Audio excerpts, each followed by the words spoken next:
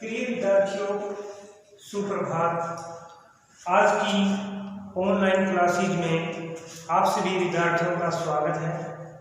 प्रिय विद्यार्थियों, आज हम कक्षा चौथी में विषय हिंदी व्याकरण और उप विषय आज का हमारा रहेगा भाषा। तो भाषा के बारे में आज हम पढ़ेंगे कि भाषा किसे कहते हैं। भाषा वह साधन है जिसके द्वारा मनुष्य अपने विचारों को दूसरों के आगे प्रकट करता है और दूसरों के विचारों को स्वयं ग्रहण करता है। इस प्रकार से विभिन्न प्रांतों की अपनी अपनी अलग अलग भाषाएं हैं। जैसे बंगाल में बंगला भाषा बोली जाती है, गुजरात में गुजराती भाषा बोली जाती है, तमिलनाडु में तमिल भाषा बोली जाती है, महाराष्ट्र में मराठी भाषा बोली जाती है और असम में असमिया भाषा बोली जाती है और गोवा में कोंकणी भाषा बोली जाती है और आंध्र प्रदेश में तेलुगु भाषा बोली जाती है। पंजाब में पंजाबी भाषा बोली जाती है और हिमाचल में हिंदी भाषा बोली जाती है और सिक्किम में नेपाली भाषा, मणिपुर में मणिपुरी भाषा बोली जाती है, ओडिशा में उड़िया भाषा बोली जाती है और कर्नाटक में कन्नड़ भाषा बोली जाती है और जम्मू कश्मीर में कश्मीरी डोगरी हिंदी भाषा बोली जाती है।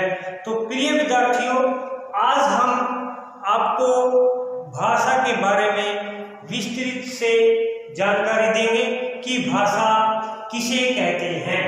सभी विद्यार्थी भाषा की परिभाषा मेरे साथ में लिखेंगे और इसको उच्चारण भी करेंगे। भाषा किसे कहते हैं? वह साधन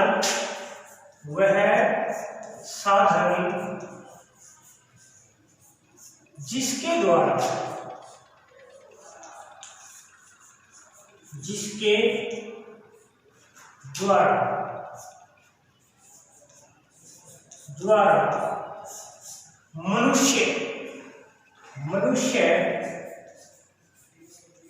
मनुष्य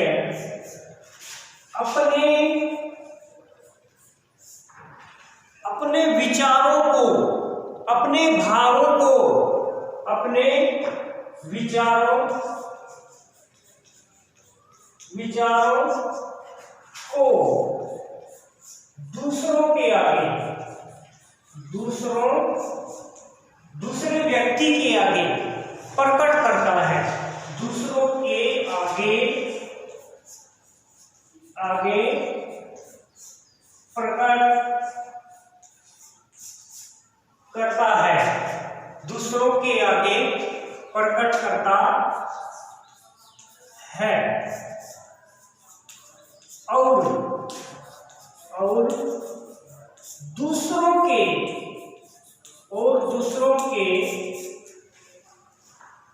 विचारों को स्वयं ग्रहण करता है और दूसरों के विचारों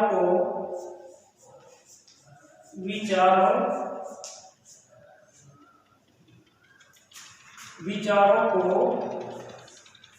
स्वयं ग्रहण करता है। उसे हम क्या कहते हैं? उसे हम भाषा कहते हैं। तो भाषा, मैंने जैसे आपको बताया कि विभिन्न देशों की अपनी अपनी भाषाएं हैं, विभिन्न क्षेत्रों की अपनी अपनी भाषाएं हैं। तो जैसे भाषा के जो रूप हैं वो 3 हैं। भाषा के रूप, पहला है मौखिक भाषा। पहला जो रूप है वो है मौखिक भाषा। मौखिक भाषा में हम अपने विचारों को बोलकर किसी दूसरे व्यक्ति के सामने प्रकट करते हैं। अपने विचारों को दूसरे व्यक्ति को हम बोलकर अपने भावों को, अपने विचारों को दूसरों के आगे प्रकट करते हैं, उसे हम क्या कहते हैं? मौखिक भाषा। बोलकर अपने विचारों को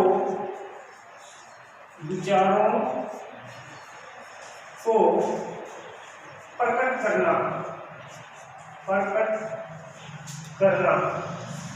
वह कौन सा रूप है? मौखिक भाषा। दूसरा है लिखित भाषा। जो दूसरा रूप है भाषा का वह है लिखित भाषा। लिखित भाषा किसे कहते हैं? जिसमें हम अपने भावों को, अपने विचारों को लिखकर दूसरों के आगे प्रकट करते हैं। वो लिखकर दूसरों को, अपने विचारों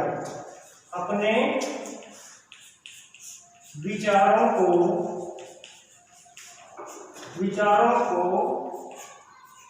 प्रकट करना वह भाषा का कौन सा रूप है? लिखित रूप है। इसी प्रकार से जो भाषा का तीसरा रूप है वो है सांकेतिक भाषा।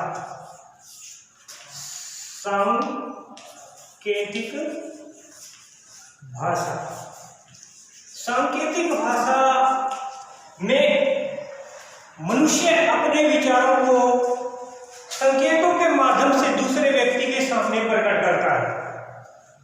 जिस प्रकार से कोई बस, जब आप बस स्टैंड पर खड़े हैं और आपने बस को रुकवाना है तो आप इस प्रकार से इशारा करेंगे, संकेत करेंगे ताकि बस स्टॉप पर रुक सके। इसी प्रकार से जब आपने किसी दूसरे व्यक्ति को अपने पास बुलाना है और वह व्यक्ति आपसे दूरी पर है तो आप ऐसे संकेतों के माध्यम से इशारा करेंगे कि आप इधर आए। तो सांकेतिक रूप में क्या है? संकेतों के माध्यम से, संकेतों के द्वारा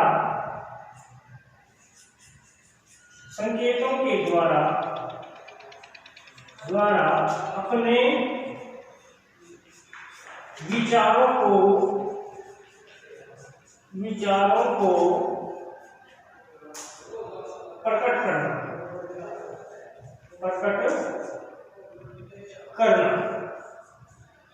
यह भाषा का कौन सा रूप हो गया? सांकेतिक रूप। जिस प्रकार से आप बड़े बड़े शहरों में जाते हैं और वहां पर आपको इंडिकेटर दिखाई देते हैं, लाइट होती हैं, 3 प्रकार की लाइट होती हैं। जो बड़े बड़े शहर हैं उनमें रोड को क्रॉसिंग करते समय 3 प्रकार की लाइटें होती हैं, लाल, पीली और हरी। और जो लाल लाइट होती है वो क्या करती है? इशारा करती है कि अब आप रुक जाएं, रुकने का इशारा करती है।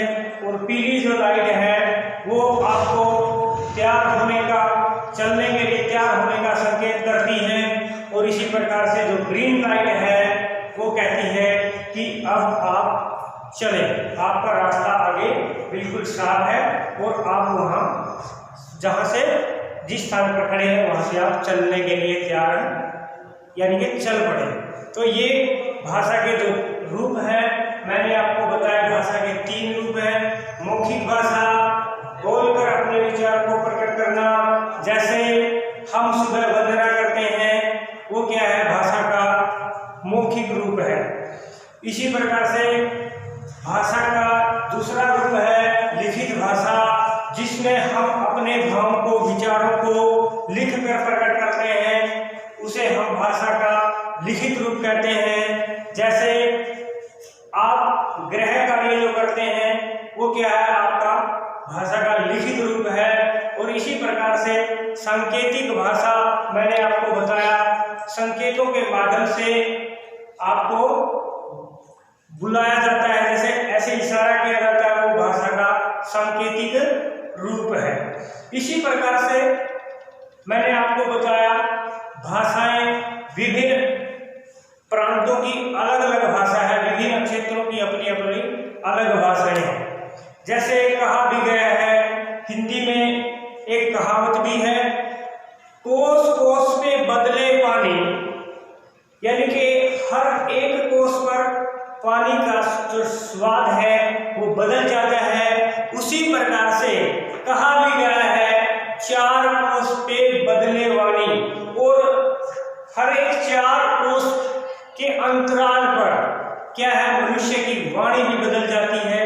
जैसे हमारी भाषा कुछ है और आगे हमारे से चार कोस, जब हम अपने स्थान से चार कोस पर जाते हैं तो उसकी भाषा अलग है। इसी प्रकार से बोलियों का स्वरूप भी हरियाणा में जैसे हरियाणवी भाषा बोली जाती है, राजस्थान में राजस्थानी भाषा बोली जाती है, उत्तर प्रदेश में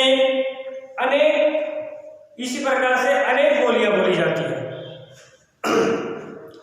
अवधी, ब्रज, बुंदेलखंडी, कनौजी, बिहार में भोजपुरी, मगही तथा मैथिली, राजस्थान में मेवाती, मालवी, जयपुरी और मारवाड़ी। इस प्रकार से अनेक भाषाएं, अनेक बोलियां बोली जाती हैं। तो प्रिय विद्यार्थियों, आज मैंने आपको भाषा का जो टॉपिक है वो करवाया। आशा है कि आप सभी विद्यार्थियों को ये टॉपिक समझ में भी आ गया होगा। तो आपने सुंदर सुंदर लिखाएं, भाषा की परिभाषा भी लिखनी है और भाषा के रूप भी लिखने हैं और इनको आपने याद भी करना है। तो इस प्रकार से आप भाषा की बारे में विस्तृत से जानकारी आपने ली। इसके लिए आप सभी विद्यार्थियों का बहुत बहुत धन्यवाद।